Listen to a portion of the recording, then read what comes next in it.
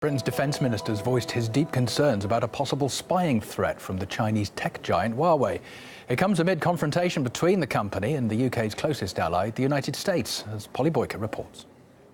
They seemed like the best of friends, one side with cash to flash, the other keen to court Chinese investment. We have a golden era of UK-China relations. The relations between Britain and China are very good. Issues in the past, I think we've come to an understanding over.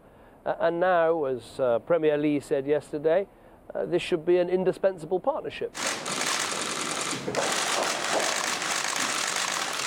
We have cemented Britain's position as China's best partner in the West. With the UK playing Brexit roulette with Brussels, trade ties with China seem as important as ever. But there's a bone of contention coming between London and Beijing. Or rather, a phone of contention.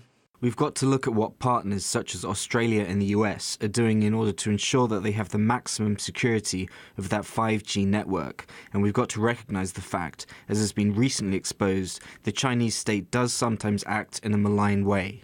Huawei is one of China's most important tech companies. It's the world's second largest mobile phone producer, and it makes laptops and tablets, gadgets that rival Apple and Samsung. But crucially, Huawei also sells some of the communications hardware that allows mobile phone and wireless networks to operate. And with the US currently embroiled in a tit-for-tat trade war with Beijing, the Chinese tech giant has come into the spotlight. Washington says it's concerned that using Huawei hardware will give Beijing the ability to spy on foreign countries and exert too much control over Western infrastructure.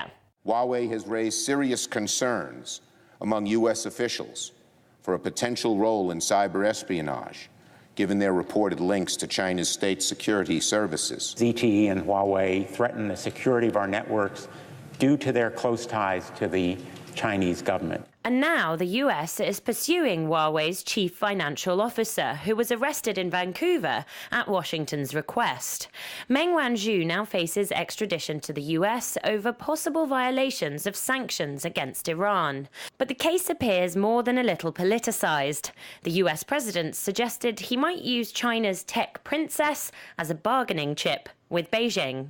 If I think it's good for the country, if I think it's good for what will be certainly the largest trade deal ever made, which is a very important thing, what's good for national security, I would certainly intervene if I thought it was necessary. Australia and New Zealand have followed the US's lead and banned Huawei from providing tech for its 5G rollout, citing security risks.